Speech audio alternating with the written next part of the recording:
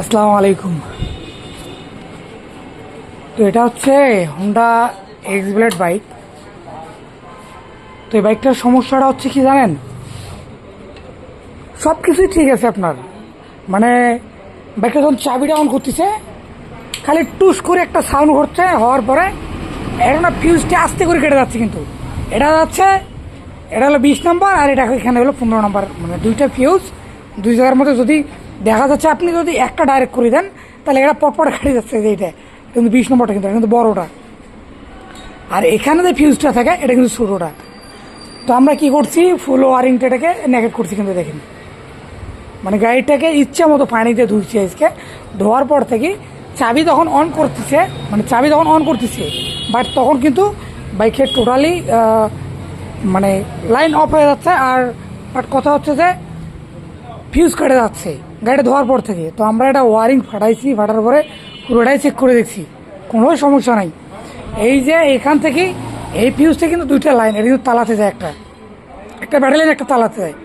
তো এখান থেকে যখন তালা থেকে একটা লাইন আসছে, আসার পরে এই যে দুইটা লাইন তালাতে ঢুকছে, ঢুকার পরে যে দুইটা ব্লাক দেখতেছে না, এই দুইটা ব্লাক দিয়ে বেড়াইছে।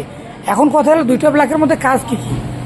একটা ব্লাক গেছে এইদিকে পিছনে ব্যাকলাইটে, আরেক তিনটা লাইন তার, একটা গেছে ব্যাক সুইচে, এই যে এই সুইচে লাইনে এখানে, মানে ব্রেক সুইচের লাইনে গেছে। আর একটা লাইন গেছে আপনার ডিরেক্ট হেডলাইটে, তিনটা না দুইটা গেছে। আর একটা লাইন আসছে আপনাদের, তাহলে লাইন বেরোলো কটা আমাদের, মেন এখানে একটা দুইটা তিনটা, এখানে একটা কালা তার আছে, মানে এটা দিয়ে কয়েকটা জ্যাকে যায়, এই তিনটা।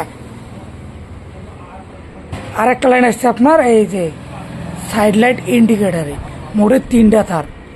একটা গেছে কোথায় ব্রেক সুইচে, একটা গেছে কোথায় ডিরেক্ট হেডলাইটে, মানে হেডলাইট কাভার করছে একটা লাইন দিয়ে, কিন্তু এই লাইনটা দিয়ে কিন্তু পুরো হেডলাইট কাভার করছে।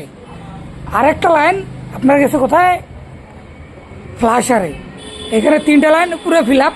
আর একটা জ্যাক যেটা লাইন দিছে এটা চলে গেছে পিছনের ব্যাক লাইটে, কিন্তু এটা অলওয়েজ চলে থাকে। কিন্তু দেখবেন আপনার হোন্ডা এক্স ব্লেডের এই সমস্যাগুলো। তো সর্বশেষে আমরা যে জিনিসটা পাইলাম বাইকটার মধ্যে, সেটা হচ্ছে যে গাড়িটার মধ্যে কোথাও কোনো ফল্ট নাই। আমরা কন্ট্যাক্ট সুইচ বলেন, ফিউজ অলরেডি 10টা প্লাস হয়ে গেছে লাগাই, যদি ওয়ারিং চেক আপ দিচ্ছি, দেওয়ার পরে কেটে যাচ্ছে কিন্তু আমাদের সমস্যাটা। তারপরে ঘুরে ফিরে যখন চলে আসলাম, মানে এটার ব্যাকলাইটটা খুললাম, খোলার পরে দেখতেছি যে আপডাউন করতেছি এখান থেকে।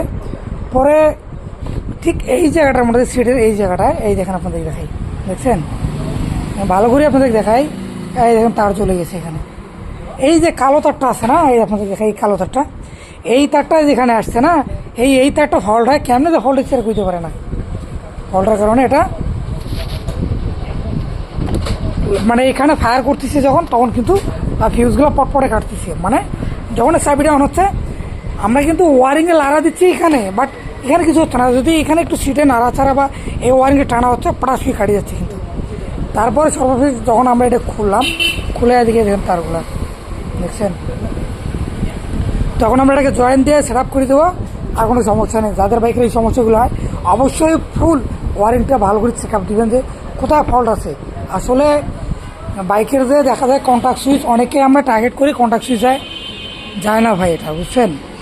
দেখা যায় যে এখানে পাওয়ার একটা, এখানে আইসি এই একটা আছে, আপনার ফিউজ আছে, এখানে একটা আছে। তো প্রপারলি যদি দেখেন যে সবগুলোই শর্ট হয়ে যাচ্ছে, তাহলে বুঝবেন যে ওয়ারিংয়ের কোথাও একটা ফল্ট হয়ে আছে, এটা এখন এই সমস্যাটা হচ্ছে। তো আমাদের কাজ ইনশাল্লাহ হয়ে গেছে। তো আজকেও পর্যন্ত সবাই ভালো থাকবেন, আল্লাহ হাফেজ।